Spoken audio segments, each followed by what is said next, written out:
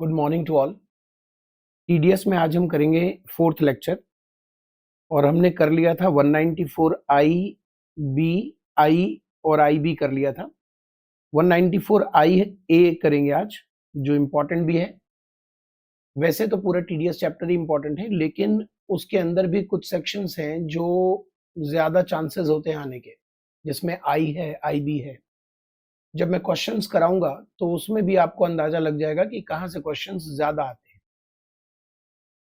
एक बार ही कर लेते हैं, पहले टॉपिक कंप्लीट कर लेते हैं, फिर क्वेश्चंस करेंगे। लेकिन एक बात की श्योरिटी आपको देनी पड़ेगी, बार बार मैं पूछ रहा हूँ, बार बार मैं कह रहा हूँ कि आपको पहले पुराना लेक्चर्स याद करना पड़ेगा। याद करके ही जब आप करेंगे नया लेक्चर तभी उसका फायदा है, नहीं तो कोई फायदा नहीं है। लर्न करना पड़ेगा, हर सेक्शन याद करना पड़ेगा, प्रॉपरली लर्न करना पड़ेगा।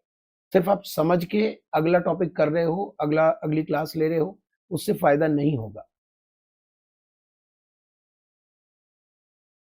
चलिए सबसे पहले हम समझते हैं ये सेक्शन क्या है। 194 आई ए। ये आज वर्क नहीं कर रहा है, पता नहीं क्यों।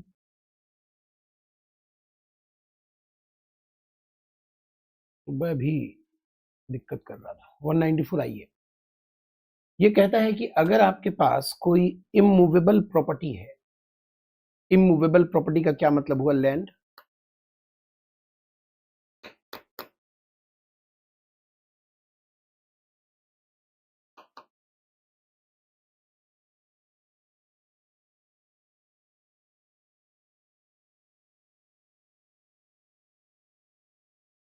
एक मिनट रुकिए, देखता हूं। अगर आपके पास कोई इमूवेबल प्रॉपर्टी है, जैसे लैंड, बिल्डिंग या बोथ, तो अगर आपके पास कोई इमूवेबल प्रॉपर्टी है, लैंड, बिल्डिंग या बोथ, अगर वो एग्रीकल्चर लैंड है, अगर वो एग्रीकल्चर लैंड है तो 194 आईए का कोई लेना देना नहीं है।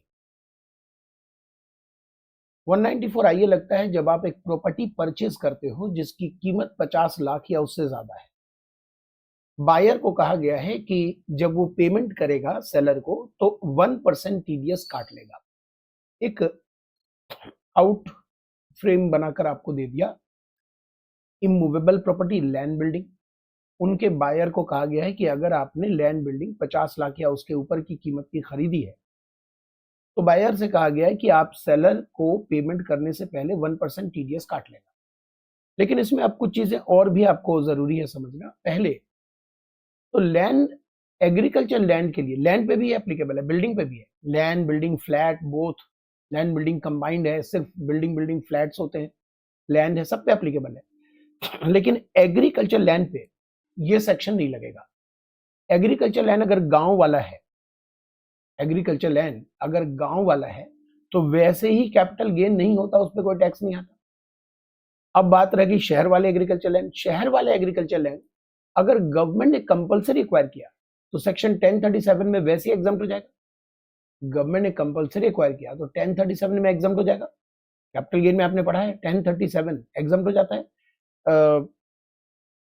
लेकिन अगर अर्बन एग्रीकल्चर लैंड आप नॉर्मली सेल कर रहे हो और नॉर्मली बाई कर रहे हो, you are the buyer of agriculture land urban, वहां भी ये सेक्शन लग जाएगा। तो एग्रीकल्चर लैंड पे सेक्शन कब नहीं लगेगा? जब वो रूरल एरिया में सिचुएटेड होगा या अर्बन एरिया, जब गवर्नमेंट कंपलसरी एक्वायर करती है।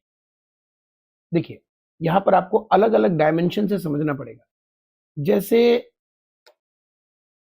गवर्नमेंट ने एग्रीकल्चर, गवर्नमेंट ने कंपलसरी एक्वायर कर लिया,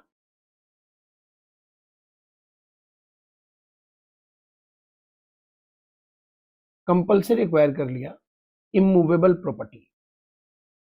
अगर वो एग्रीकल्चर लैंड है अर्बन एरिया में, या वो अदर इमूवेबल प्रॉपर्टी है। अगर गवर्नमेंट कंपलसरी एक्वायर करती है एग्रीकल्चर लैंड अर्बन एरिया में तो अमूमन जनरली ये एग्जम्प्ट होता है 1037 में। जनरली, नॉट नेसेसरी हमेशा एग्जम्प्ट हो, क्योंकि एग्जम्पशन की शर्तें हैं। इंडिविजुअल एचयूएफ को एग्जम्पशन मिलेगी, कम से कम 2 साल एग्रीकल्चर एक्टिविटी की गई हो एग्रीकल्चर लैंड पे, तब वो अगर गवर्नमेंट कंपल्सरी रिक्वायर करती है अर्बन एग्रीकल्चर लैंड तो 1037 में एग्जम्प्ट है। मेरा ये कहना है, मान लो एग्जम्प्ट है तो फिर टीडीएस का कोई लेना देना नहीं है, और अगर नहीं एग्जम्प्ट है या कोई दूसरी प्रॉपर्टी है, एग्रीकल्चर लैंड नहीं है, दूसरी प्रॉपर्टी है, गवर्नमेंट कंपल्सरी रिक्वायर कर रही है, तो यहां पर एक सेक्शन है 194 LA जहां पर वो थ्रेशोल्ड लिमिट दे रहे हैं 2.5 लाख। पूरे साल में अगर पेमेंट 2.5 लाख से ऊपर है तो टीडीएस का रेट वहां पर 10% काटा जाता है 194 LA में। तो इस सेक्शन में गवर्नमेंट अगर कंपल्सरी रिक्वायर करती है चाहे कोई भी प्रॉपर्टी, तो उसका कोई रोल नहीं है। एग्रीकल्चर लैंड अगर अर्बन एरिया में गवर्नमेंट ने कंपल्सरी रिक्वायर किया, 1037 में एग्जम्पशन के चांसेस है।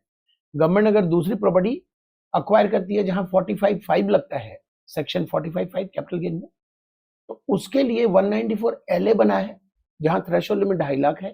उसके ऊपर जाने पर कंपनसेशन अगर 2.5 लाख के ऊपर जा रहा है तो 10% का टीडीएस डिडक्ट किया जाएगा गवर्नमेंट के द्वारा, चाहे कंपनसेशन हो या इनहैंस कंपनसेशन हो। तो अब बचा क्या? बचा है कि इमूवेबल प्रॉपर्टी आप नॉर्मली बेच रहे हो और आप नॉर्मली खरीद रहे हो। आप एक बायर हो, आप इमूवेबल प्रॉपर्टी खरीद रहे हो। एग्रीकल्चर लैंड पर भी ये सेक्शन कब लग जाएगा? जब आप एग्रीकल्चर लैंड अर्बन एरिया वाला खरीद रहे हो।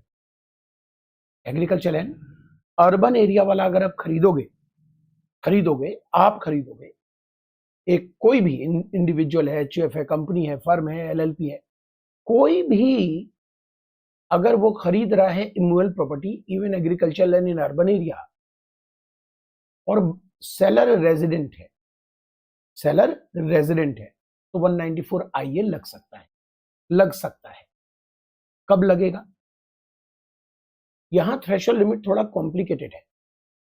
यहां लिखा हुआ है कि जो कंसिडरेशन है एक्चुअल में जितने में आपने खरीदा है, या स्टैम्प ड्यूटी वैल्यू उस प्रॉपर्टी की, दोनों में से कोई भी चीज 50 लाख या उसके ऊपर है, कोई भी चीज, मान लीजिए आपने 40 लाख में खरीदा बट एसडीवी 50 लाख है, तो ये सेक्शन लग जाएगा। मान लीजिए आपने 50 लाख में खरीदा, एसडीवी 45 लाख है, तो भी ये सेक्शन लग जाएगा। 45 लाख है एसडीवी, तो भी ये सेक्शन लग जाएगा। कहने का मतलब है कि आपने कितने में खरीदा और एसडीवी दोनों में से कोई भी चीज अगर 50 टच करता है, क्रॉस नहीं, 50 टच करता है, तो ये सेक्शन अप्लाई हो जाएगा। और बायर को कहा गया कि जितने में आपने खरीदा और एसडीवी दोनों में से जो ज्यादा वैल्यू है, चाहे वो 2 रुपए ज्यादा हो, 10 रुपए ज्यादा हो, 1 लाख ज्यादा हो, 10 लाख ज्यादा हो, एक्चुअल में जितने में खरीदा और एसडीवी दोनों में जो चीज ज्यादा है, हायर है, उसके ऊपर 1% आप टीडीएस डिडक्ट करोगे। तो बड़ा इंटरेस्टिंग बन गया ये, इसीलिए एग्जाम में आने की चांसेस होते हैं। सर अगर सेलर एनआर है फिर 195 में टीडीएस कटता है, 195 में टीडीएस करता है। सर बायर एनआर है, चलेगा ना इस सेक्शन में? बायर आर भी हो सकता है, एनआर भी हो सकता है, कोई दिक्कत नहीं है। तो लिखा हुआ है नीचे मैंने कि अगर सेलर एनआर है और प्रॉपर्टी दिल्ली इंडिया में सिचुएटेड है तो TDS required to be deducted under section 195। Consideration money में भी हो सकता है और किसी और फॉर्म में भी हो सकता है। हो सकता है कि मैं एक बायर हूं, मैंने प्रॉपर्टी खरीदी और प्रॉपर्टी के बदले मैंने पैसे ना देकर अपने कंपनी के शेयर दे दिए, तो कंसिडरेशन इंक्लूड्स मनी और अदर मोड भी चलेगा। कंसिडरेशन का मतलब क्या होगा? जो भी उस प्रॉपर्टी से रिलेटेड चीजें हैं उसके लिए जो आप पे कर रहे हो वो सब कंसिडरेशन में आएगा। जैसे मान लीजिए मैं एक सोसाइटी में फ्लैट खरीद रहा हूं, सेलर कहता है कि आप 40 लाख रुपए मुझे फ्लैट की दे दो, 5 लाख रुपए पार्किंग चार्जेस दे दो। पार्किंग चाहिए? मैं कहा चाहिए। फिर वहां के मेंबरशिप चाहिए? मैं कहा कैसी बात कर रहे हो, मेंबरशिप क्यों नहीं लेंगे, तो 2 लाख उसके दे दो। यानी वो जानबूझकर प्रॉपर्टी के नाम पर पैसे कम कर रहा है, पैसे उतने ही ले रहा है, लेकिन प्रॉपर्टी के नाम पर अग्रीमेंट में 40 लिख रहा है और कह रहा है कि भाई पार्किंग के नाम पर इतना दे दो, मेंबरशिप के नाम पे इतना दे दो, इलेक्ट्रिसिटी कनेक्शन, वाटर कनेक्शन के नाम पर इतना दे दो, मेंटेनेंस अब तक जो मैंने पे किया है उसके नाम पर इतना दे दो। कहने का मतलब है कि वो बाइफरकेट करके चाहता है कि इस सेक्शन को किसी तरीके से रोका जा सके। तो लॉ मेकर कहते हैं कि कंसिडरेशन यानी जिसे आप देखोगे 50 लाख टच कर रहा है या नहीं, includes all charges of nature of club membership, car parking, electricity, water facility, maintenance fees etcetera. और चूंकि ये 194 आईए आईबीएम सीरीज के अंदर आ रहा है, आईए आईबीएम याद होगा आपको, 194 आईए आईबीएम, इसलिए इसमें 10 की रिक्वायरमेंट नहीं होती, इसलिए इसमें 10 की रिक्वायरमेंट नहीं होती। यहां पर एक फाइनेंस एक्ट 2024 से क्लैरिटी आई है। इसे मैं क्लैरिटी बोलूंगा क्योंकि मैं पहले भी यही पढ़ाता था। कंसिडरेशन और SDV of any one of an ये एन रह गया है, इमूवेबल प्रॉपर्टी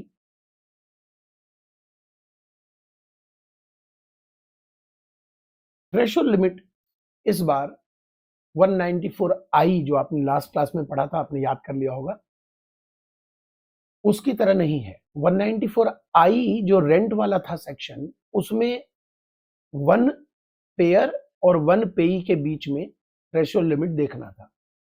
जैसे मैंने मकान रेंट पर लिया, आपसे मैंने दो अलग अलग मकान रेंट पर लिए, बट लिए आपसे, तो मैं जो आपको रेंट पे करूंगा, टोटल रेंट जो आपको पे करूंगा वो थ्रेशोल्ड लिमिट के अंदर काउंट होता था 2,40,000 में, लास्ट क्लास वाला। लेकिन यहां पर थ्रेशोल्ड लिमिट बायर और सेलर को देखकर डिसाइड नहीं होगा, जो इमूवेबल प्रॉपर्टी आप खरीद रहे हो उसको देखकर डिसाइड होगा।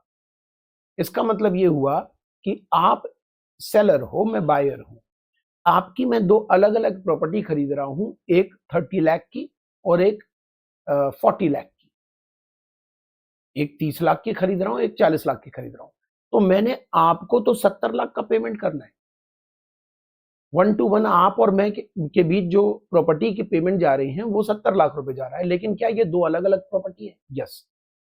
तो मुझे थ्रेशोल्ड लिमिट अलग अलग प्रॉपर्टी को देखना है, इसीलिए लिखा हुआ है of N immovable property. Immovable property को देखकर मुझे थ्रेशोल्ड लिमिट को कंसीडर करना पड़ेगा। तो क्या किसी भी इमूवेबल प्रॉपर्टी की वैल्यू 50 लाख को टच कर रही है? नहीं, तो टीडीएस मुझे नहीं काटना, जबकि आपको पेमेंट में 70 कर रहा हूं।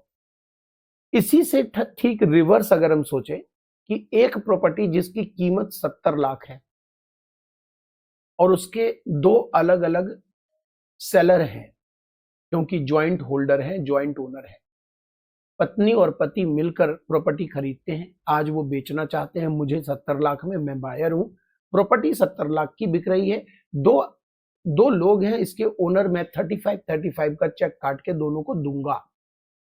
तो अब मैं थ्रेशोल्ड लिमिट कैसे देखूंगा? प्रॉपर्टी को टारगेट करूंगा। एक प्रॉपर्टी की कीमत जो मैं पे करूंगा, क्या वो 50 को टच कर रहा है, या उस प्रॉपर्टी की स्टैम्प ड्यूटी वैल्यू 50 टच कर रही है? यस, तो TDS is required to be deducted. और टीडीएस 1% कटेगा किस अमाउंट पर? यह भी बड़ा इंटरेस्टिंग है। ये पहला सेक्शन होगा जहां पर एक्चुअल पेमेंट पे टीडीएस शायद ना भी कटे। अभी तक जितने भी सेक्शंस आपने करे, जो मैं पे करता हूं उसी पे टीडीएस कटता है। यहां पर मैं पे जितना कर रहा हूं, यानी एक्चुअल कंसिडरेशन और एसडीवी दोनों में जो हायर वैल्यू है, टीडीएस मुझे उसके ऊपर 1% डिडक्ट करना पड़ेगा। और आप अगर पेन की कॉपी ना दो तो क्या होगा? तो 20% आ जाएगा। वो तो ऑब्वियस है, वो तो ऑटोमेटिक एप्लीकेबल होने वाली चीज है। ओके, तो ये बड़ा इंटरेस्टिंग रहा, बड़ा उलझा हुआ भी है। देखिए यहां पर ये फाइनेंस एक्ट ने क्या क्लैरिटी की, where there is more than one transferee in respect of any immovable property, then checking threshold limit consideration shall be aggregate the amount paid or payable to all transferor for the transfer of such immovable property। यानी हमें immovable property पे watch करना है। आप इसके 3 buyer हो, मैं 3 seller हूं, उससे फर्क नहीं पड़ता। जैसे मान लीजिए ऐसा भी होता है कि एक प्रॉपर्टी है, ये तो मैंने एग्जांपल अभी अभी आपको दिया कि आप राम और राम की पत्नी सेलर है इस प्रॉपर्टी की और मैं बायर हूं। प्रॉपर्टी 60 लाख में बिक रहा है, मैं दोनों को 30-30 लाख रुपए का चेक काट के दूंगा, तो क्या टीडीएस इस पे रिक्वायर्ड होगा? यस, क्योंकि देखना क्या है, मकान कितने का खरीदा। बायर को कहा जाएगा मकान कितने का खरीदा, 60 का, 50 को टच कर रहा है, तो TDS is required to be deducted. इसी तरह यहां पर देखिए, सेलर एक है, बायर दो है। मैं और मेरी वाइफ दोनों मिलकर एक प्रॉपर्टी खरीद रहे हैं, ज्वाइंट ओनर बन रहे हैं। मेरे अकाउंट से 35 लाख का चेक जाएगा, मेरे वाइफ के अकाउंट से 35 लाख का चेक जाएगा, और जो सेलर है वो एक है। तो क्या होगा? देखिए, आप सेलर एक हैं कि दो, बायर दो हैं कि चार, फर्क नहीं पड़ता। प्रॉपर्टी जो खरीदी जा रही है वो एक प्रॉपर्टी को देखिए, उस प्रॉपर्टी की वैल्यू क्या है, एक्चुअल जितने में खरीदा और स्टैम्प ड्यूटी वैल्यू, इनमें से कोई भी चीज अगर 50 को टच करता है, क्रॉस नहीं टच, तो TDS is required to be deducted. Rate 1%, amount actual जितने में खरीदा और SDB whichever is higher. अब यहां पर देखिए, सेलर एनआर हो गया, तो जैसे ही सेलर एनआर है तो 194 आईए नहीं लगेगा, फिर क्या लगेगा? 194 195 लग जाएगा, क्योंकि यहां पर आईए लगने के लिए सेलर का रेजिडेंट होना जरूरी है। याद रहे, बायर में भी रेजिडेंट, में भी नॉन रेजिडेंट, बायर में भी रेजिडेंट, में भी नॉन रेजिडेंट। देखिए यहां पर बायर क्या है? नॉन रेजिडेंट है, कोई फर्क नहीं पड़ता। बायर नॉन रेजिडेंट है, सेलर क्या है? में सेलर को क्या क्या होना पड़ेगा? Seller must be resident, seller must be resident, seller को रेजिडेंट होना जरूरी है। तो 194 आई ए अप्लीकेबल हो जाएगा। कीमत कितनी? 60 लाख। अब यहां देखिए, आप कैपिटल गेन में आपने देखा था कि अगर एसडीवी से कम पर बेचेंगे और 10% का वेरिएशन, 10% से ज्यादा का वेरिएशन है, तो सेल कंसीडरेशन क्या लिया जाएगा, याद होगा आपको। अब यहां पर ये देखिए कि सेलर जो है, मानकर चलिए कि सेलर जो है वो रेजिडेंट है, चलिए बायर को भी रेजिडेंट बना लेते हैं, बायर रेजिडेंट नॉन रेजिडेंट कोई भी हो सकता है। अब यहां पर ये प्रॉपर्टी 48 लाख में बेची जा रही है सेलर के द्वारा, एसडीवी 55 है, 55 है। तो बताइए, सिंस एसडीवी या जितने में खरीदा, दोनों में से कोई भी चीज 50 को टच कर गई, तो टीडीएस कटेगा, कटेगा। किस रेट से कटेगा? 1% के रेट से। 1% किसका आप लेंगे?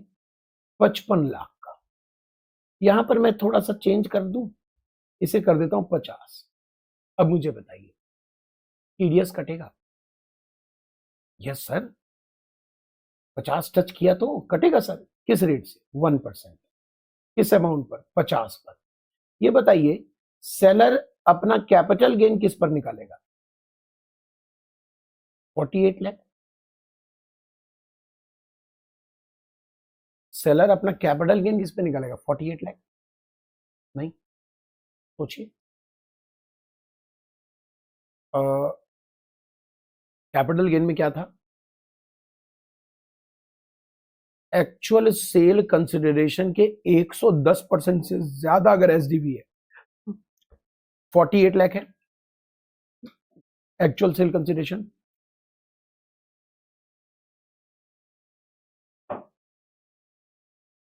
110% निकालिए, क्या उससे ज्यादा एसडीवी है? 50 मैंने कर दिया 55 को, नहीं, उससे ज्यादा नहीं है। तो एक्चुअल सेल कंसिडरेशन वही रहेगा जितने में बेचा है, 48 लाख। क्या इनके ऊपर सेक्शन 5210 अप्लाई होगा? क्योंकि इन्होंने सस्ते में खरीदा है मकान को। वहां भी चेक करें, वहां भी 10% वेरिएशन है, 10% वेरिएशन मैंने होने नहीं दिया, तो यहां भी अप्लीकेबल नहीं होगा। लेकिन यहीं पर अगर ओरिजिनल क्वेश्चन जो मैंने ड्रॉ किया था 55, अगर 55 ओरिजिनल क्वेश्चन होता, तो इनके सेल कंसिडरेशन हम 55 लेते, इनका जो जितने में सस्ते में खरीदा है वो 56,210 में टैक्सेबल भी होता अदर सोर्सेज में, और टीडीएस भी 55 लाख पे काटा जाता। टीडीएस तो अभी भी 50 लाख पे कट रहा है, दोनों में से जो हायर वैल्यू है, क्योंकि यहां वेरिएशन नहीं है। 56,210 में, 56,210 में, अदर सोर्सेज में अगर आपने लैंड बिल्डिंग सस्ते में खरीदा है एसडीवी के, वो जो गाड़ी चलाई थी मैंने और स्टेशन नंबर 2 था, 3 था, स्टेशन नंबर 3, तीसरा स्टेशन। तो वो यही था कि लैंड बिल्डिंग अगर आपने सस्ते में खरीदा, और कितना सस्ता, 50,000 रुपए, और जितने में खरीदा उसका 10% विच एवर इज हायर से ज्यादा सस्ता खरीदा। तो यहाँ ऐसा नहीं है, 10% का वेरिएशन वहां भी था, वो वेरिएशन मान लीजिए नहीं है, 48 लाख 50 लाख ये फिगर है। तो एज यहां पर टीडीएस चैप्टर में वेरिएशन नहीं है, टीडीएस चैप्टर में विच एवर इज हायर पे ही टीडीएस कटेगा, लेकिन आईएफओएस में वेरिएशन है 10% का, जो इस क्वेश्चन में नहीं दिख रहा है आपको, मतलब 10% के रेंज के अंदर है, इसलिए कोई दिक्कत नहीं होगी उनको। और कैपिटल गेन में भी 10% का वेरिएशन अलाउड है, तो वो भी उसके अंदर है इस क्वेश्चन में, तो यहां भी 48 लाख सेल कंसिडरेशन माना जाएगा। अब एग्जाम में सोच सकते हैं आप कि ये वाला हिस्सा कितना ज्यादा इंपॉर्टेंट बन गया। सोच सकते हैं कि एग्जाम में वो इस तरह से क्वेश्चन दे सकता है कि अगर एक सेलर है और ये प्रॉपर्टी है,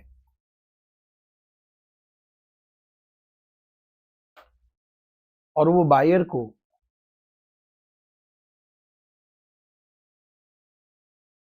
को बेच रहा है, मान लेते हैं कि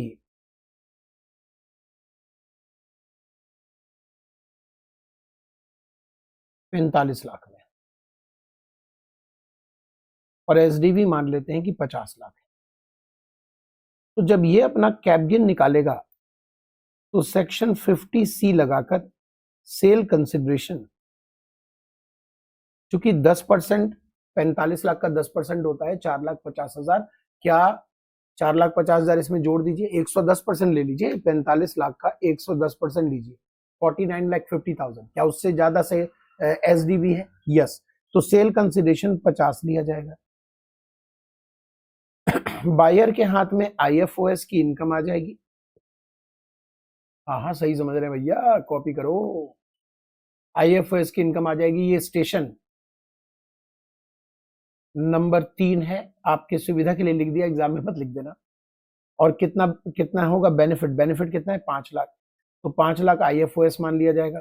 सिंस बायर पिट गया तो फ्यूचर की कॉस्ट, फ्यूचर सीओए अब कितना बन जाएगा सेक्शन 49(4) में 50 लाख, और बायर जो टीडीएस काटेगा वो 1% टीडीएस काटेगा on rupees whichever is higher 50 lakh. इसको नोट कर लीजिए। इस तरह के क्वेश्चन रिक्वायर्ड हैं जो कि बताते हैं कि बायर का क्या कंसिडरेशन है, सेलर के हाथ में क्या होगा, दोनों चीजें वो कई बार पूछते हैं। कीजिए, इसको नोट कीजिए। तो ये हुआ आपका एक सेक्शन, बड़ा था और इंपॉर्टेंट था, इसलिए काफी समय इसमें हमने डिवोट किया। एक दो चीज और इसमें, एक दो और रह गया एग्जांपल, वो देख लेते हैं। जैसे यहाँ एक कंस्ट्रक्शन कंपनी ने रवि से एक जमीन खरीदी, और जमीन जो है वो 55 लाख की है, तो ये सेक्शन अप्लीकेबल हो जाएगा। लेकिन जमीन के बदले इस कंपनी ने 50,000 इक्विटी 110 रुपए के रेट से इशू कर दिया। तो देखिए 55 लाख इनको मिल गया, लेकिन 55 लाख का क्या मिला? शेयर। अब समस्या यह है कि कंपनी ने 55 लाख तो शेयर दे दिया इनको, समस्या यह है कि कंपनी ने 55 लाख तो शेयर दे दिया, जबकि देना चाहिए था 55 लाख में 1% काट के, समझे? 55 लाख में 1% काट के देना चाहिए था ना। अगर ये रुपया होता तो 55 लाख में 1% काट के देता। लेकिन रवि कहता है कि मुझे क्या मतलब, मुझे तो पैसे से मतलब है, आप पैसा नहीं दे रहे हो, शेयर दे रहे हो, इट इज ओके। तो 55 लाख चूंकि रवि को चला गया, इसलिए हम ये मानेंगे कि 55 लाख 99% है, 1% काट के है, और ए बी कंस्ट्रक्शन लिमिटेड को ही 1% का टीडीएस बियर करना पड़ रहा होगा। तो वो 1% टीडीएस कैसे कैलकुलेट होगा? वो है 55 लाख डिवाइडेड बाई 99 मल्टीप्लाई 1, ये आ जाएगा आपका टीडीएस का अमाउंट, और ये टीडीएस कंपनी जमा करा देगी और इसका सर्टिफिकेट रवि को मिल जाएगा। रवि अपनी इनकम में 55 लाख के शेयर उसे रिसीव्ड हुए, प्लस टीडीएस जो कटा वो भी उसकी इनकम होती है। ये आपने कहां पढ़ा था? जो लॉटरी वाला जो टीडीएस वाला सेक्शन था उसमें पढ़ा था। तो ये अपनी इनकम वो शो करेगा। यहां पर देखिए इस क्वेश्चन में क्या है कि बेस प्राइस इस मकान का तो 45 है, लेकिन बहुत सारे इधर उधर के चार्जेस मिलाकर 50 टच कर रहा है। तो 50 टच कर रहा है तो क्या होगा, फिर टीडीएस डिडक्ट होगा। 50,60,000 टोटल अमाउंट आ रहा है, तो 50-60 पर टीडीएस डिडक्ट होगा।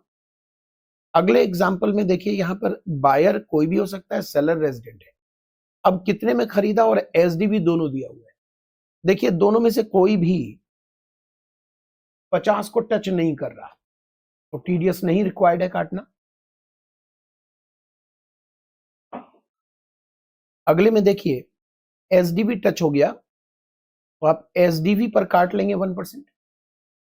अगले में दोनों में से दोनों टच हो रहा है, जो हाइयर है उस पर काट लेंगे 1%, जो हाइयर है उस पर 1%, और जो हाइयर है उस पर 1%, क्योंकि यहां पर एक्चुअल सेल कंसिडरेशन टच हो रहा है। इस तरह की प्रैक्टिस अगर आपने कर ली है तो बहुत बढ़िया, कोई दिक्कत ही नहीं।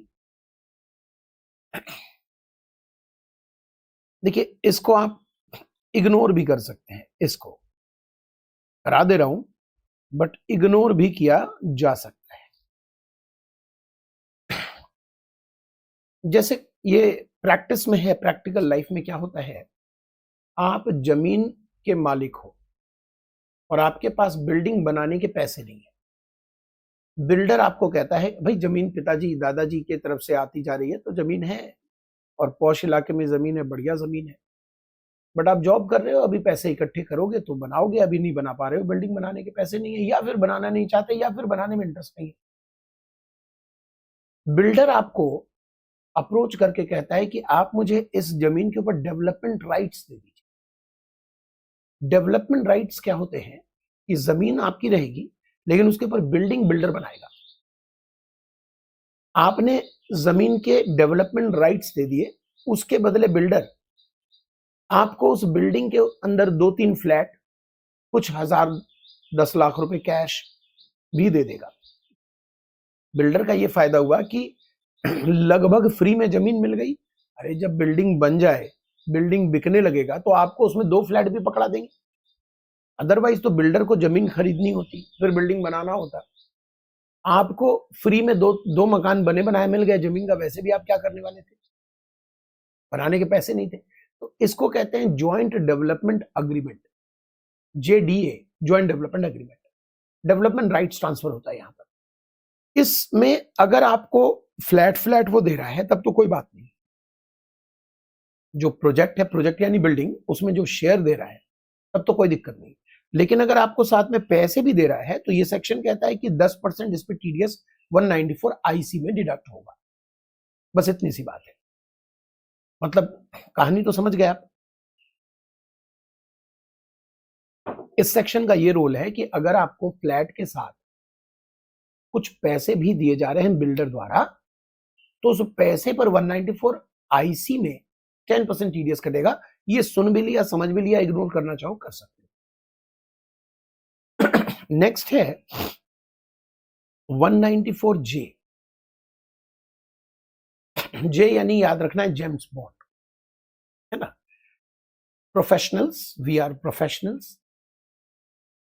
यहां पर यह सेक्शन भी अपने आप में अजूबा है। क्यों अजूबा है?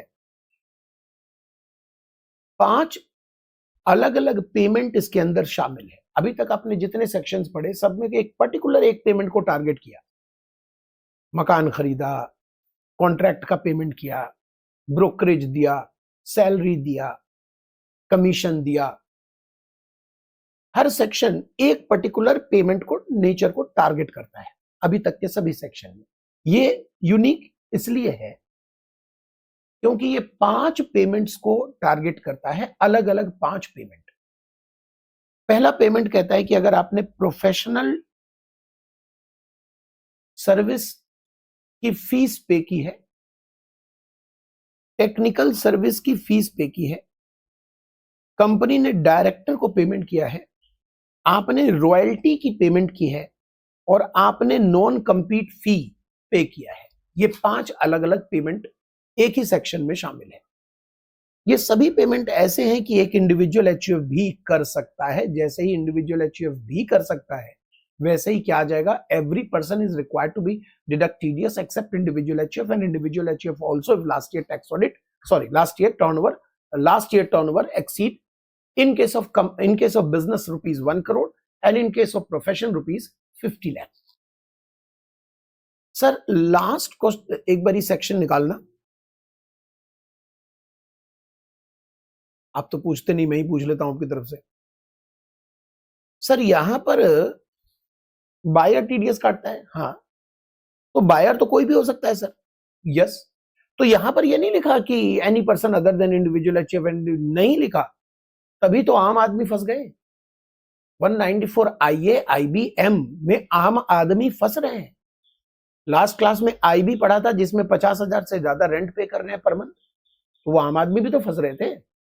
वहां तो फंस ही वो रहे थे जो 194 आई में नहीं फंस रहे। वहां तो लिखा ही हुआ था कि जो आई में इंडिविजुअल नहीं आएंगे वो आईबी में आएंगे अगर रेंट 50,000 पर मंथ से ज्यादा है। तो आम आदमी फंसते हैं, तभी तो उन्होंने आईए आईबीएम में थोड़ा सा रिलैक्स प्रोविजंस बनाया है। क्या? Not required to obtain 10 TDS account number, TDS payment करने की टाइम लिमिट में छूट है। वैसे generally end of the month के 7 डेज तक आपको पे करना पड़ेगा, लेकिन यहां पर टीडीएस जमा कराने का टाइम लिमिट है जिस महीने आपने पे किया उसके मंथ एंड से 30 डेज तक। तो यहां पर 3 सेक्शन में इसीलिए छूट है क्योंकि आम आदमी भी फंस रहे हैं। तो यहां पर एनी पर्सन, लेकिन जे की हम बात करें, अगर हम जे की बात करें तो जे में जो पेमेंट है वो पेमेंट आगे भी लिखा मिलेगा आपको कि बिजनेस पेमेंट होना चाहिए। ये सारे बिजनेस पेमेंट्स, इसीलिए यहां लिखा है any person other than individual HUF अगर वो बड़ा है तो। अच्छा, रिसिपिएंट यहां रेजिडेंट होगा, यानी एनआर हुआ तो दूसरे सेक्शन में चला जाएगा, हमारे कोर्स का पार्ट नहीं है। 5 पेमेंट्स अलग अलग, 5 पेमेंट्स के टीडीएस रेट और 5 पेमेंट्स के थ्रेशोल्ड लिमिट वो भी अलग अलग। गजब की बात क्या है कि समझ लीजिए कि सेक्शन 1 है, होने चाहिए 5, मानकर चलिए 5 सेक्शन है, क्योंकि इस पेमेंट और इस पेमेंट के थ्रेशोल्ड लिमिट को आप मर्ज नहीं करेंगे। मैं समझाता हूं, देखिए पहला पेमेंट कौन सा है, आप बताइए पहला पेमेंट कौन सा है? Royalty, professional fees. चौथा पेमेंट कौन सा है? रॉयल्टी। अब जरा सोचिए, आप हैं पब्लिकेशन हाउस, किताब वगैरह प्रिंट करते हैं, छापते हैं। मैं हूं एक किताब का ऑथर, साथ में चार्टर्ड अकाउंटेंट, प्रैक्टिसिंग किताब का ऑथर भी हूं। तो मैंने आपको दे रखी अपनी किताब प्रिंट करने, बेचने, आप मुझे रॉयल्टी पे कर रहे हो। आपने रॉयल्टी मुझे पूरे साल में पे किया है, मान लेते हैं 1.5 लाख रुपए। तो सी वाले पॉइंट में देखिए रॉयल्टी की थ्रेशोल्ड लिमिट है 30,000, और अगर 30,000 को क्रॉस करता है, जी हां कर रहा है, तो टीडीएस है 10%। 1.5 लाख का आप पेमेंट कर रहे हो मुझे रॉयल्टी का, तो 10% टीडीएस आएगा। अब अचानक उसी साल सेम ईयर में आपने मुझसे एक टैक्स कंसल्टेंसी ली, मैंने फीस चार्ज किया आपसे 25,000 रुपए, आपने पे किया। तो ये जो टैक्स कंसल्टेंसी का पेमेंट मुझे करोगे वो पॉइंट नंबर ए में नहीं आ जाएगा, फीस फॉर प्रोफेशनल सर्विस। मैंने आपको एक प्रोफेशनल सर्विस दी, आपने मुझे उसका फीस पे किया 25,000। अब वहां थ्रेशोल्ड लिमिट कितना है? 30। देखिए देने वाले आप हैं, लेने वाले मैं हूं, लेकिन यहां पर जो पेमेंट है ना वो अलग अलग पॉइंट्स में कवर्ड है, क्लॉजेज में कवर्ड है। 194 J clause A, clause B, clause B A, clause C, clause D, अलग अलग क्लॉज में कवर्ड है। और उसके लिए सभी क्लॉज के साथ लॉ में सेपरेट थ्रेशोल्ड लिमिट है, तो आपस में हम लिमिट मर्ज नहीं कर सकते। इसका मतलब यह हुआ कि आपने रॉयल्टी की पेमेंट मुझे चूंकि 30,000 से ऊपर की है अग्रीगेट पूरे साल में, you are required to be deduct TDS, तो आप मुझे टीडीएस उस पर काटोगे। लेकिन जो प्रोफेशनल फीस आपने 25,000 पे किया है उस पर टीडीएस नहीं आएगा, बिकॉज थ्रेशोल्ड लिमिट क्रॉस नहीं कर रहा। एक तो ये बात समझनी है। अब आपको बस इसमें यह समझना है कि पेमेंट कौन कौन सा है। देखिए पहला पेमेंट तो प्रोफेशनल फीस है, दूसरा पेमेंट है टेक्निकल फीस। टेक्निकल फीस अगर प्रोफेशनल के साथ मर्ज हो जाए, मतलब प्रोफेशनल है कि टेक्निकल है भगवान जाने, नहीं समझे? भाई एक इंजीनियर टेक्निकल मैन है, लेकिन उस टेक्निकल मैन से मैं एक एडवाइस ले रहा हूं कि मैं अपने फैक्ट्री में 3 में कौन सी मशीन खरीदूं। प्रॉपर वो एनालाइज करके एक स्टेटमेंट बनाकर एक रिपोर्ट तैयार करके मुझे सबमिट करेगा, जिससे मुझे सुविधा होगी ये डिसीजन लेने में कि तीनों में से कौन सी मशीन मेरे फैक्ट्री के लिए सुटेबल है। उसके वो चार्जेस ले रहा है। तो यहां वो थोड़ा कंफ्यूज हो रहा है कि वो टेक्निकल सर्विस के पैसे ले रहा है कि प्रोफेशनल सर्विस के पैसे। तो लिखा है कि मान लीजिए टेक्निकल सर्विस प्रोफेशनल की तरह फील हो तो 10%, और प्रोफेशनल की तरह फील ना हो, प्योर टेक्निकल सर्विस हो, जैसे मशीन का रिपेयर कराया, कार का रिपेयर कराया, वो टेक्निकल काम है, टेक्निकल सारी चीजें हैं, तो ऐसे में टीडीएस का रेट होगा 2%। आप एग्जाम में कंफ्यूज नहीं हो सकते, क्योंकि एग्जाम में तो वो लिख कर देगा टेक्निकल फीस आप 2% काटिए, प्रोफेशनल फीस 10% काटिए, आपको एग्जाम में कंफ्यूज नहीं करेगा वो। इंटरेस्टिंगली अगर कंपनी अपने डायरेक्टर को पेमेंट करता है सैलरी के अलावा, सैलरी पे करता है तो 192 में टीडीएस काटेगा। सैलरी के अलावा अगर डायरेक्टर को पेमेंट किया जा रहा है, जैसे डायरेक्टर की सिटिंग फीस होती है बोर्ड ऑफ डायरेक्टर के मीटिंग में, वहां टीडीएस 10%। और बड़ा इंटरेस्टिंग है कि there is no threshold limit. तो एग्जाम में बड़ा जरूरी है 194 G, there is no threshold limit, इस पे थ्रेशोल्ड लिमिट ही नहीं है। चाहे अगर कंपनी ने 2000 रुपए पे किया डायरेक्टर को तो 2000 पे टीडीएस कटेगा, एक्सेप्ट कि ये सैलरी नहीं है, क्योंकि अगर ये सैलरी है तो फिर 192 डिसाइड करेगा कि टीडीएस कटेगा कि नहीं कटेगा, तो किस रेट से कटेगा, वो हमने पढ़ा है सैलरी में, 192 में पढ़ा है हमने। अब आती है बात रॉयल्टी की। अगर सिनेमा से रिलेटेड कोई रॉयल्टी है, यानी सिनेमा के डिस्ट्रीब्यूशन, सेल, एग्जीबिशन, इससे रिलेटेड कोई रॉयल्टी पे की जा रही है, जैसे सिनेमा थिएटर वाले प्रोड्यूसर को रॉयल्टी पे करते हैं, आज की डेट में रॉयल्टी चलता है, आपको पैसे तो देने हैं फिक्स्ड, रॉयल्टी भी देना है। सिनेमा ज्यादा सुपरहिट हुआ तो डायरेक्टर को ज्यादा पैसे मिलेंगे, इवन एक्टर को भी रॉयल्टी दी जाती है कई बार, कई फिल्मों में, अग्रीमेंट पे डिपेंड करता है। तो अगर सिनेमा से रिलेटेड रॉयल्टी जा रही है तो 2% टीडीएस है, अदर रॉयल्टी पे 10% है। थ्रेशोल्ड लिमिट 30,000 है। नॉन कंपीट फीस आपने सुना होगा, पीजीबीपी में बताया था मैंने कि कुछ ना करने के पैसे। मैंने आपको कहा कि ये बिजनेस आप बंद कर दो, आने वाले समय में आप 3 महीने तक ये बिजनेस नहीं करोगे, 3 साल तक ये बिजनेस नहीं करोगे, 30 साल तक ये बिजनेस नहीं करोगे। मैंने आपको किसी चीज को रोका किसी चीज के लिए, और उसको रोकने के लिए पैसे दिए, जिससे मेरा धंधा बढ़िया चल रहा है, नॉन कंपीट फीस। तो वहां 30,000 की थ्रेशोल्ड लिमिट है और टीडीएस रिक्वायर्ड होगा 10%। ये देखिए पीजीबीपी में आपने पढ़ा है इसे। अगर आपको थोड़ा सा भी संदेह है तो मैं संदेह दूर कर दूं। हाँ, संदेह नहीं होना चाहिए।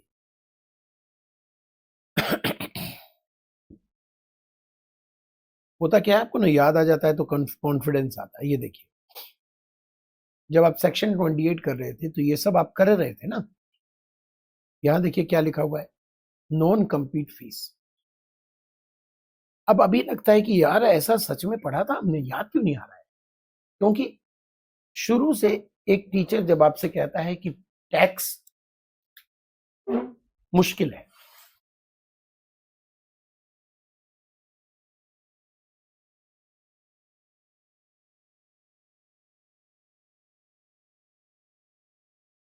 तो आप कहते हो कि सर कहाँ मुश्किल है, आप इतना बढ़िया पढ़ाते हो, समझ में आ जाता है, इंटरेस्टिंग है सर। मैंने ये थोड़ी कहा कि बोरिंग है, मुश्किल है, बट आपको चीजें समझ आती है। शुरुआत में टैक्स समझ आता है, टैक्स रेट आप करने लगते हो, डिडक्शन में तो गजब का मजा आता है, क्लबिंग में कहानियां सुन के मजा आता है, सेट ऑफ में आपको घर घर की कहानी में मजा आता है, रेजिडेंशियल आप संभाल लेते हो, फिर सैलरी पर पहुंचते हो।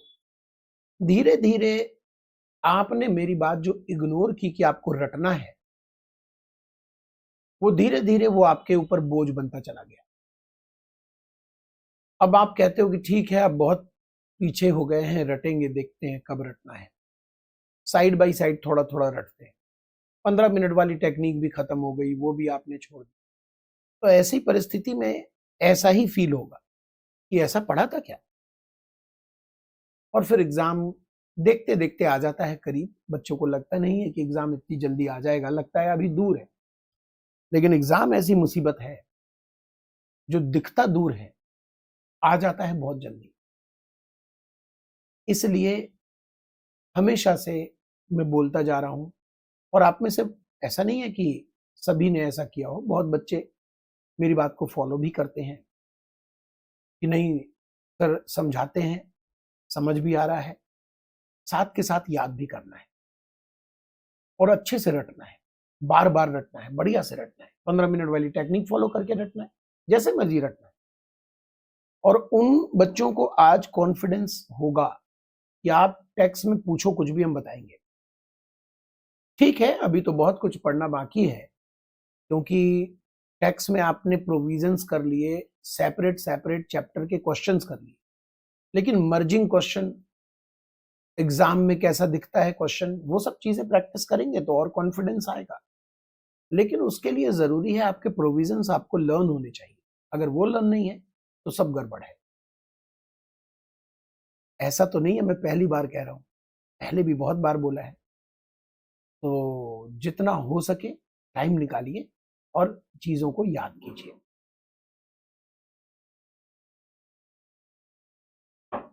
कभी भी हम ये कहते हैं कि अभी भी देर नहीं हुआ। आपके लिए YouTube पर, मैं YouTube से आप मुझे ढूंढ सकते हो, अदरवाइज आपको जो क्लासेस सेल की गई है जिसमें गूगल ड्राइव लिंक है, वहां पर आपको एक एक्स्ट्रा कवरेज के नाम पर कुछ लिंक्स प्रोवाइड किए जाएंगे जो YouTube के हैं, जिसमें मैंने हर एक चैप्टर का रिवीजन, रिवीजन भी नहीं कहेंगे, इन डिटेल रिवीजन, रिवीजन भी नहीं कहेंगे, डिटेल रिवीजन कराया है। और हर चैप्टर के थोड़े बहुत जो इंपॉर्टेंट क्वेश्चन है वो कराया है, तो वो भी आप कर सकते हो। वो भी एक सहारा है अगर आप छूट गया है कुछ और अब भी करना चाहते हो तो वहां से भी कर सकते हो। चलिए, यहां लिखा है कि 194J में अगर एक रिसिपिएंट जिसको पैसा मिल रहा है वो कॉल सेंटर ऑपरेट करने के बिजनेस में लगा है, कॉल सेंटर ऑपरेट करने के बिजनेस में लगा है, इसको प्रोफेशनल या टेक्निकल सर्विस के अंदर भी लाया जा सकता है, तो टीडीएस का रेट 2% रिक्वायर्ड होगा। कॉल सेंटर ऑपरेशन बिजनेस को पेमेंट किया जा रहा है 194J में। किस तरह का पेमेंट हो सकता है? क्या पेमेंट नंबर डी हो सकता है? नहीं। पेमेंट नंबर सी हो सकता है? नहीं। पेमेंट नंबर बी ए हो सकता है? नहीं।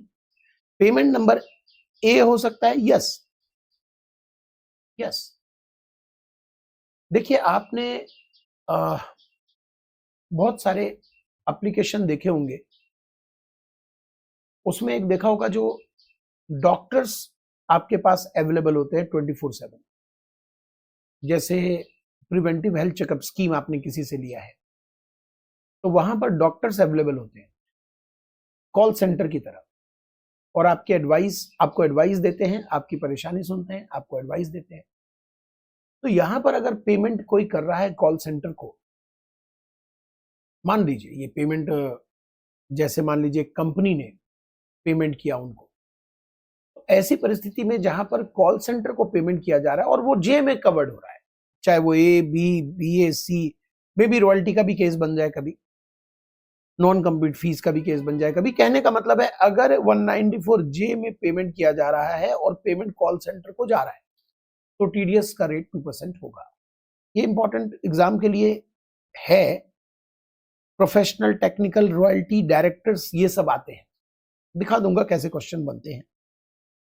यहां पर मैंने आपको एक एग्जाम्पल अभी समझाया था जिसमें आप पब्लिकेशन हाउस थे और मैं चार्टर्ड अकाउंटेंट, साथ में ऑथर एक किताब का था। सेम ये क्वेश्चन है और बड़ा इंपॉर्टेंट इसे मैं मानता हूं क्वेश्चन। इसमें ये देखना है कि दो अलग अलग पेमेंट है, इसलिए आप उसे क्लब करके अग्रीगेट थ्रेशोल्ड लिमिट चेक नहीं करेंगे। सेपरेट सेपरेट अगर थ्रेशोल्ड लिमिट क्रॉस हो रहा है तभी टीडीएस की रिक्वायरमेंट आएगी। एलए हमने कर लिया था, पहले भी कर लिया था, आज भी उसको यूज किया है। अब देखिए एम में मजा आएगा।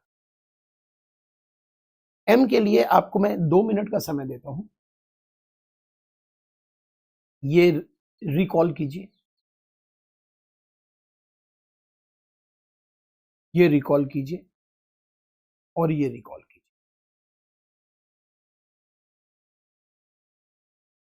नहीं, मैं 2 मिनट रुकूंगा थोड़ी, आप वीडियो पॉज करके रिकॉल कीजिए। अगर कोई इंडिविजुअल, इन तीनों में आप देखें तो तीनों में लिखा हुआ है pair every person other than individual HUF and individual HUF also if last year turnover exceed 1 crore 50 lakh।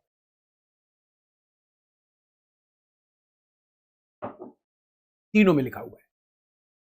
क्या यह संभव है कि इंडिविजुअल 194C क्या है? Payment for contract any kind of work. 194H क्या है? Brokerage commission other than insurance commission, other than lottery selling commission, other than securities brokerage. और जे तो अभी पढ़ा है आपने।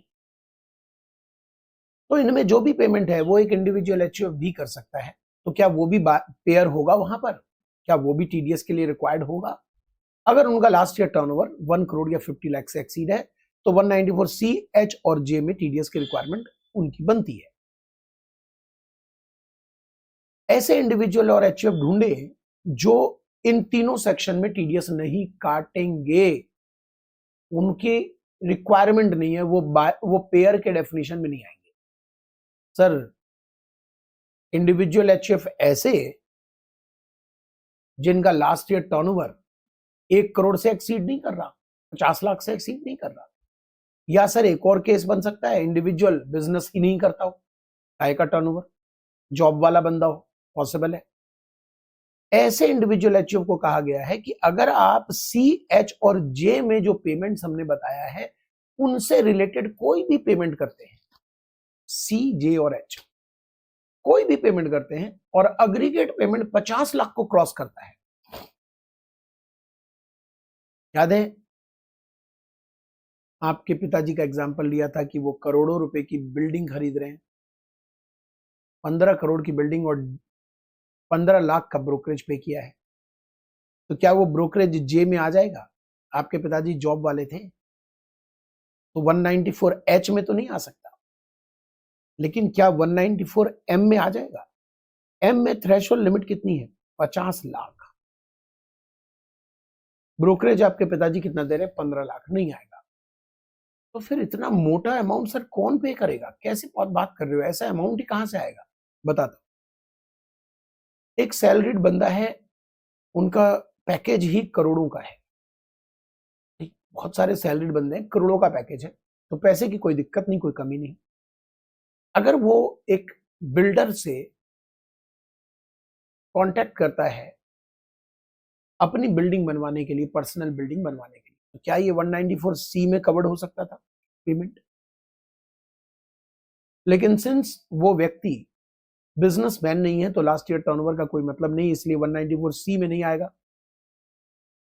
और 194C में अगर वो नहीं आया लेकिन वो पेमेंट पूरे साल में उसे 50 लाख के ऊपर कर रहा है, तो क्या वो 194J में आ सकता है? यस। और J में आएगा तो टीडीएस की रिक्वायरमेंट क्या है? 2%। याद रखिएगा, ये 2% जहां भी लिखा हुआ है और ये एक हाईलाइटेड तरीके से लिखा हुआ है, इसका मतलब है विद इफेक्ट फ्रॉम 1 अक्टूबर 2024 और अप टू 30 सितंबर 24 5% का टीडीएस इसमें था। अब क्या करें, एग्जाम में तो देखना पड़ेगा। चलिए जी, 194N, N for note, note यानी नोट, रुपया। ये सेक्शन अजूबे सेक्शन में एक है, मतलब जनरल सेक्शन जो टीडीएस के होते हैं उससे अलग है। देखिए, बहुत सारे सेक्शंस अजूबा है, जैसे सबके अपने अपने फीचर्स हैं, वो अजूबा क्यों है? जैसे आईए, आईबी और एम, ये क्यों है अजूबा? क्योंकि आम पब्लिक को भी घसीट दिया टीडीएस में, और इसी वजह से इन्होंने टीडीएस में कहा कि हम आपको 10 की रिक्वायरमेंट से मुक्त कर देते हैं, आप 10 वगैरह को छोड़ो, पेमेंट जमा कब कराओगे उसकी एक थोड़ा सा ज्यादा छूट दे देते हैं, टीडीएस रिटर्न आप जैसी पेमेंट करोगे वो ऑटोमेटिक रिटर्न बन जाएगा, रिटर्न कम पेमेंट हो जाता है चालान, फिर उसमें तो एक फैसिलिटी दी गई क्योंकि आम आदमी इसमें कवर हो रहा था, इसलिए ये खास है। ऐसे ही और भी कुछ सेक्शंस पीछे मैंने कराए थे, वो खास थे, एक दो सेक्शन देखूं जरा कौन से और मैंने खास वाले करा दिए। खास जो साधारण टीडीएस में नहीं आता,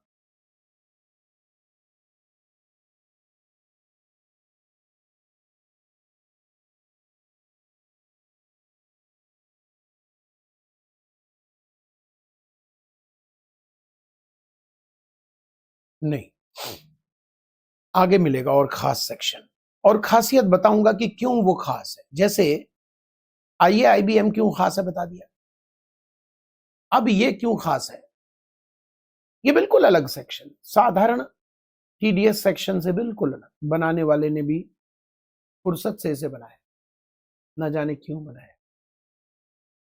खासियत क्या है इसकी, इसकी खासियत यह है कि इसे टीडीएस चैप्टर में होना ही नहीं चाहिए था, ये सेक्शन बनना ही नहीं चाहिए था, क्योंकि जब एक टीचर आपको सिखाता है कि बेटा टीडीएस क्या है, तो वो समझाता है कि आपको कहीं से इनकम आ रही है तो आपके ऊपर टीडीएस काट लेगी सरकार, कटवा देगी बायर्स पेयर से। वो इसलिए कटवाएगी क्योंकि आप टैक्स की चोरी ना करो, अगर टैक्स की चोरी आप करते हो तो टैक्स, अगर आपने टैक्स की चोरी की तो टीडीएस सरकार पर जमा है और आसानी से पकड़ में आ जाओगे, अगर आपने पेमेंट नहीं दिखाया तो आप पकड़ में आ जाओगे आसानी से। इसका मतलब ये हुआ कि अभी तक जितने भी आपने पेमेंट्स देखे हैं, जिसे भी वो पैसा मिल रहा है, वो उनकी इनकम तो बन ही रही है कहीं ना कहीं। यहां तक कि आपने एक बिल्डिंग अभी खरीदी, उस पर टीडीएस काटा, यू आर बायर, तो सेलर का कैप गेन था, वो चोरी कर सकता है कैपिटल गेन, इसलिए सरकार कहती है कि बायर अगर टीडीएस काट के सरकार को जमा करा देगा और उस सेलर की जानकारी दे देगा, तो कल को अगर वो इनकम छिपाएगा भी तो सरकार आसानी से पकड़ लेगी, जितने भी सेक्शन अभी तक पढ़े और आगे जितने भी पढ़ोगे इसे छोड़कर। बेसिकली वो क्या है, वो बताता है कि आप अगर चोरी करते हो तो टीडीएस कट चुका है बच्चों, पकड़े जाओगे, यही है। एन में आपको इनकम जनरेट ही नहीं हो रही, एन पढ़ोगे तो आपको लगेगा भाई ये क्या बवाल है, इस पे टीडीएस का क्या मतलब। एन कहता है कि आप अपने ही बैंक से, अपने खाते से कैश विड्रॉ कर रहे हो, और पूरे साल में अगर आपने 1 करोड़ के ऊपर कैश विड्रॉ किया तो 2% टीडीएस बैंक काट लेगी। ये क्या बवाल है भाई, मेरा बैंक, मेरा पैसा, मेरे अकाउंट में 10 करोड़ है, मेरी मर्जी में कैश निकाल रहा हूं, आपको क्या प्रॉब्लम है। ये अगर मैं बैंक से अपने अकाउंट से पैसे निकाल रहा हूं तो क्या ये मेरी इनकम है, मैंने अपने बैंक में पैसे जमा करे हैं कमा के ही, तो कमाई पर टैक्स सरकार को दे तो दिया है मैंने, बैंक में पैसा है मतलब व्हाइट मनी है, बैंक में कोई ब्लैक मनी रखता है, तो मैं ऑलरेडी उस पर टैक्स भर चुका हूं। अब अगर वो पैसा मैं निकाल रहा हूं, अपना ही पैसा अपने बैंक से निकाल रहा हूं, अरे तो ठीक है, 1 करोड़ के ऊपर निकाला तो प्रॉब्लम क्या आपको, आप उस पर टीडीएस काट रहे हो, कौन काट रहा है, बैंक। क्या मेरी इनकम है, मेरे पैसे काट रहे हो। गवर्नमेंट ने कहा कि माफी चाहेंगे, पहली बात तो माफी, ये होना नहीं चाहिए था, हमने लिखा, और ये माफी इसलिए है क्योंकि ये गलत है, आपकी कोई इनकम है नहीं, अपना पैसा ही निकाल रहे हो, हम टीडीएस काट रहे हैं तो माफी, माफी मांगने की बात है। माफी हम मांग रहे हैं, उसका सबूत यह है कि 1 करोड़ के ऊपर जब आप कैश विड्रॉ करोगे तो सिर्फ एक्स्ट्रा अमाउंट पे 2% टीडीएस बैंक काटेगी, एक्स्ट्रा। जैसे आपने 90 लाख पूरे साल में विड्रॉ किया है कैश अपने अकाउंट से, तो ठीक है, नो प्रॉब्लम। 10 लाख और विड्रॉ कर लिया, 90 ऑलरेडी कर चुके हो, अभी ईयर एंड आया नहीं, कोई बात नहीं, 1 करोड़ हो गया, टच हो गया 1 करोड़। अब जैसे ही आप अगला 2 लाख, 3 लाख, 5 लाख मान लो विड्रॉ कर रहे हो, तो आपका टीडीएस सिर्फ 5 लाख का 1% कटेगा, 2% कटेगा सिर्फ 5 लाख का। तो सरकार कहती है ये सबूत है कि हम आपसे माफी मांगना चाहते हैं। अदरवाइज अगर ये साधारण टीडीएस का सेक्शन होता तो थ्रेशोल्ड लिमिट क्रॉस करते ही पूरे पे टीडीएस कटता। अभी तक तो सर ने यही पढ़ाया, थ्रेशोल्ड लिमिट क्रॉस पूरे पे टीडीएस। तो ये सबूत है कि हम आपसे माफी मांग रहे हैं। यहां थ्रेशोल्ड लिमिट क्रॉस करेगा तो 2% जो टीडीएस कटेगा वो सिर्फ एक्स्ट्रा अमाउंट पे कटेगा, पूरे पे नहीं कटेगा। सरकार कहती है कि अब सुनिए इसके पीछे का लॉजिक। आपको लग रहा है कि मैंने जुल्म किया। सरकार कहती है कि ये बताइए पैसे आपके हैं, व्हाइट मनी है, निकाल क्यों रहे हैं? नहीं, वैसे आप एक्सप्लेन करें ना करें, पैसे आपके भैया, आप कैसे भी निकाल सकते हो, लेकिन एक सोचने की बात है कि आप निकाल क्यों रहे हैं?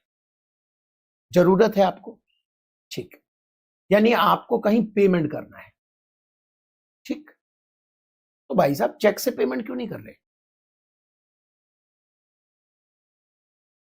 कोई टीडीएस नहीं है, कैश निकाल रहे हैं आप। भैया क्या बवाल कर रहे हो, 1 करोड़ कैश निकाल रहे हो, कैश पेमेंट कर रहे हो कहीं आप? सोचो सोचो, अगर आपको किसी को पे करना है, मान लीजिए प्रॉपर्टी आप खरीदने वाले, ठीक है 2 करोड़ की प्रॉपर्टी है, बैंक से आपको पे करना है, तो bank draft, cheque, net banking pay करो, कैश निकाल के पे कर रहे हो।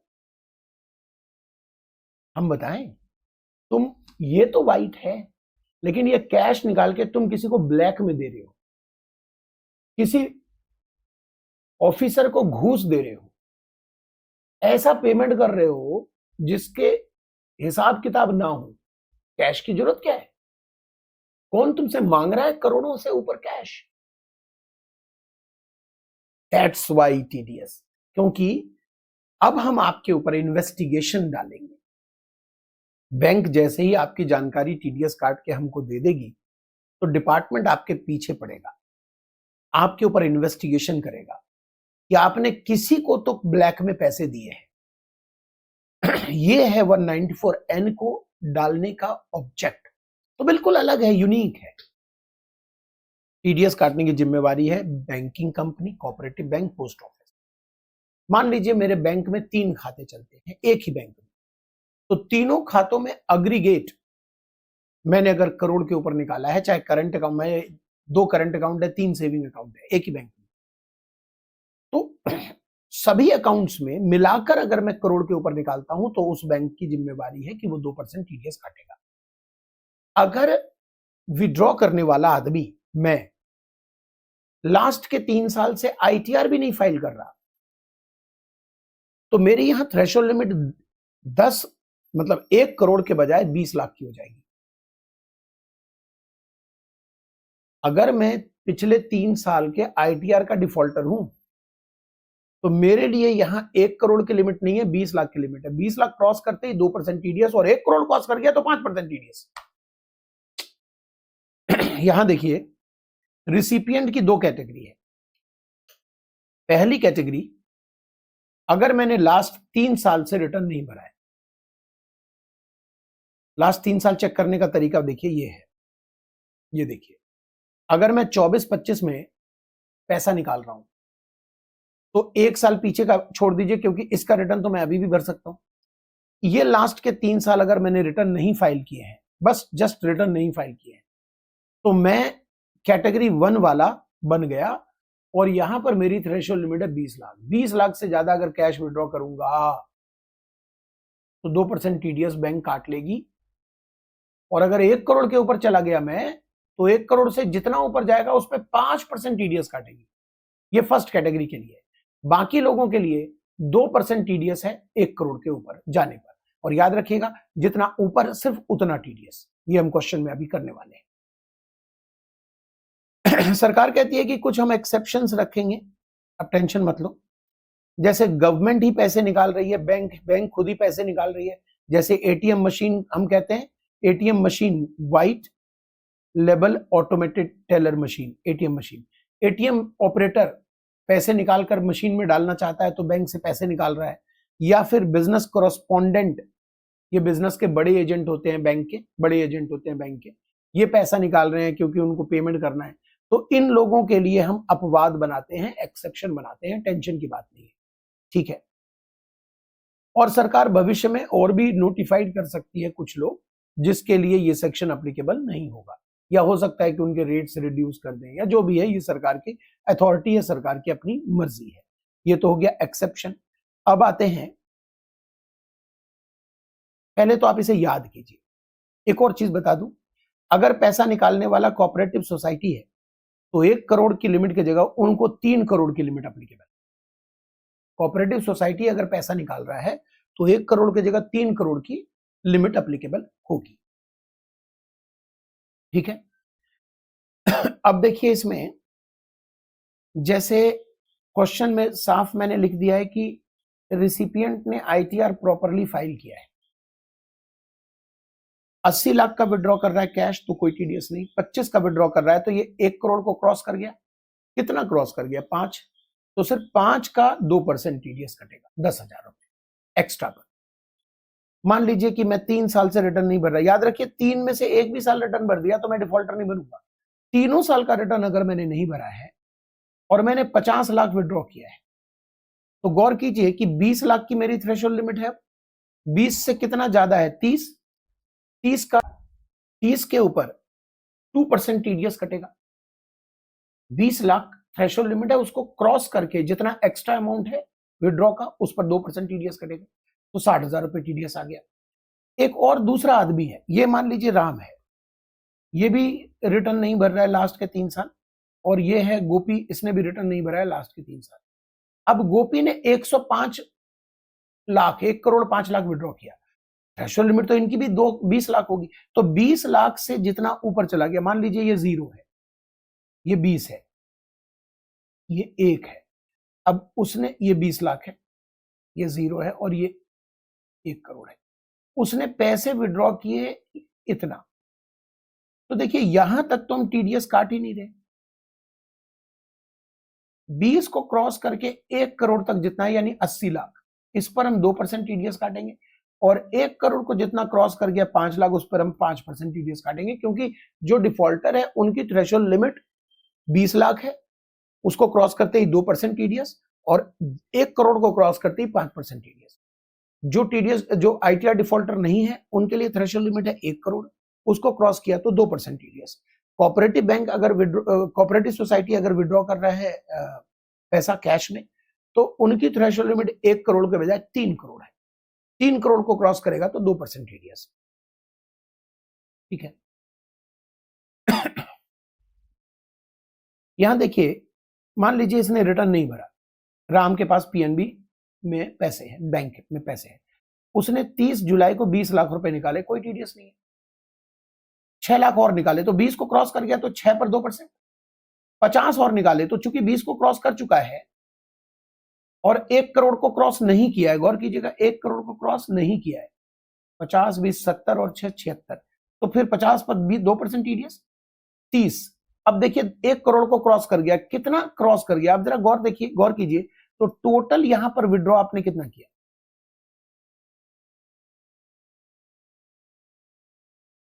106। तो 6 पर 5% और 24 पर 2% टीडीएस। देखिए 20 तो क्रॉस कर ही चुके हो आप, नहीं समझे? इधर देखो, ये 0 है, ये 20 है, और ये 1 है। अब देखो मैं दिखाता हूं, पहले तुमने 20 निकाला, नो टीडीएस। फिर तुमने 6 निकाला, फिर तुमने 50 निकाला, और फिर तुमने 30 निकाला, ये टोटल 106 हो गया। तो इस पर तो टीडीएस नहीं है, यहां पर 2%। अब यहां पर तुमने 50 निकाला तो 50 पर 2%, यहां तुमने 30 निकाला तो ये जो 24 का फिगर बचा हुआ है 1 करोड़ तक पहुंचने के लिए, उस पर 2%, और जो 6 ऊपर चला गया उस पर 5%। आप चेक कर सकते हो। तो एग्जाम में इस तरह के क्वेश्चंस आ सकते हैं, आपको बताना पड़ेगा कि टीडीएस अमाउंट कितना डिडक्ट हो। ठीक है, डन। पी मैं करा चुका हूं आपको, बताइए पी भी अजूबा है, बोलिए क्यों? पूरे एक्ट में, टीडीएस के चैप्टर में पी क्यों अजूबा है? क्योंकि हर जगह ऑब्लिगेशन है बायर की, पेयर की, कि वो टीडीएस काटे, नहीं काटा तो पनिश किया जाएगा। यहां पर रिसिपिएंट हाथ जोड़कर रिक्वेस्ट करता है कि प्लीज हमारा टीडीएस काट लीजिए ताकि हम आईटीआर भरने से फ्री हो जाए। याद आया आपको? आर मैंने करा दिया था, टी मैंने करा दिया था। टी में एक चीज गौर कीजिएगा, टी में मोस्ट इंपॉर्टेंट मैंने बता तो दिया, लेकिन ये है फॉर 2026 एग्जाम ऑनवर्ड्स, यानी 2025 वाले जो एग्जाम है ना, उसमें मोस्ट इंपॉर्टेंट क्या? इंपॉर्टेंट ही नहीं है। ये अप्लीकेबल होगा विथ इफेक्ट फ्रॉम 1 अप्रैल 25। तो 26 ऑनवर्ड जो एग्जाम देंगे ना, उनके लिए ये इंपॉर्टेंट है। आर भी करा दिया है, तो हमारा बच क्या गया? एक क्यू बचा है, डबल ई भी करा दिया था यार। बस एक क्यू बचा है, उसके बाद टीडीएस के छोटे से प्रोविजंस बचे हैं। क्यू करा देता हूं, फिर एक क्लास और लगेगा।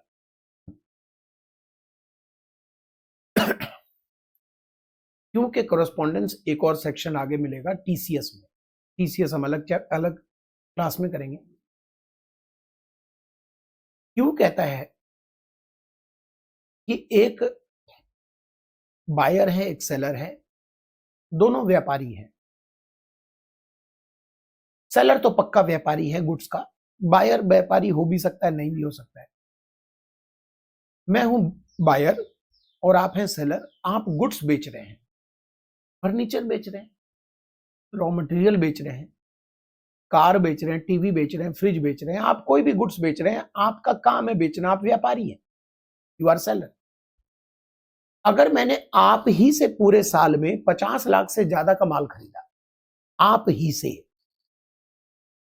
और मैं मोटा बायर हूं। मोटा सर कैसे? मेरा लास्ट ईयर टर्नओवर 10 करोड़ के ऊपर है, लास्ट ईयर टर्नओवर 10 करोड़ के ऊपर है, तो मैं कहलाऊंगा मोटा बायर। अरे पैसे से मोटा भाई, मोटा पार्टी बोलता है ना, मोटा पार्टी, मोटा पार्टी है। तो मैं मोटा बायर हूं, तभी 194 क्यू अप्लीकेबल होगा मेरे लिए। मुझे कहा गया है कि आप अगर एक ही सेलर से पूरे साल में 50 लाख से ज्यादा का माल खरीदते हैं, तो जो आप परचेज पेमेंट करेंगे, परचेज का 50 से जितना एक्स्ट्रा पेमेंट करेंगे, 0.1% टीडीएस आप काट के पेमेंट करेंगे। ये भी अजूबा है, क्योंकि आम गुड्स खरीद बेच में आप टीडीएस बीच में डाल रहे हो। भाई सेलर को पूरे पैसे नहीं मिल पाएंगे, इसलिए सरकार कहती है कि टीडीएस का रेट हम कितना कम रख रहे हैं? 0.1। और याद है, यहां पर अगर आप पेन नहीं मुझे दोगे तो 0.1 और 20 विच एवर इज हायर नहीं है, 0.1 और 5% विच एवर इज हायर है, सिर्फ 5 मैक्सिमम है। तो फिर से समझते हैं, 194 क्यों कहता है कि अगर मोटा बायर, बोलो किसको बोलोगे, लास्ट ईयर टर्नओवर 10 करोड़ के ऊपर, एक ही सेलर से पूरे साल में गुड्स खरीदता है 50 लाख की वैल्यू से ज्यादा, कितना का खरीदा है? 56 लाख, तो 6 लाख रुपए का 0.1% टीडीएस में काटकर आपको पैसा दूंगा। और ऐसा ही एक 194 सी 206 सी 1H है, जो सेलर से कहता है टीसीएस कलेक्ट करने के लिए, वो उसके साथ मैं करेक्ट कर दूंगा, तो ये चीज बाद में देखेंगे। तो ये हिस्सा तो पेंडिंग है। कह रहे हैं कि टीडीएस अगर किसी और प्रोविजन में, किसी और सेक्शन में टीडीएस यहां पर डिडक्ट हो रहा है, जैसे मान लीजिए कि आप बिल्डर हो, तो आपके लिए फ्लैट क्या है? गुड्स। आप बिल्डर हो, आपके लिए फ्लैट गुड्स है। मैं मोटा buyer last year turnover 10 crore के ऊपर है, मैंने आपसे बिल्डिंग खरीदी, तो बिल्डिंग खरीदी है इमूवेबल प्रॉपर्टी, तो 194 आईए में आ गया, तो ऑलरेडी आईए में आ चुका है ये वाला हिस्सा, तो फिर क्या यहां पर दोबारा टीडीएस काटिएगा क्या? नहीं, तो लिखा है कि TDS deductible under any other provisions, तो यहां पर इस सेक्शन को अप्लाई मत कीजिए। उसी तरह टीसीएस और टीडीएस बीच में जब भिड़ेगा तो ये वाला हिस्सा पेंडिंग है, बताऊंगा कैसे होगा। अभी तो रट लीजिए, मोटा बायर किसको बोले? अगर एक ही सेलर से 50 लाख से ऊपर का गुड्स खरीदता है पूरे साल में, तो जो एक्स्ट्रा अमाउंट पे करेगा 50 के ऊपर, उस अमाउंट पर सिर्फ 0.1% टीडीएस है। रटिए रटिए भाई, बिना रटे अगले क्लास में आइएगा मत। टीडीएस हमने खत्म कर दिया है, अब टीडीएस के कुछ प्रोविजंस हैं और फिर टीसीएस है, तो एक क्लास और लगेगा टीडीएस में, हम कंप्लीट कर देंगे। ठीक है जी, चलिए बाय।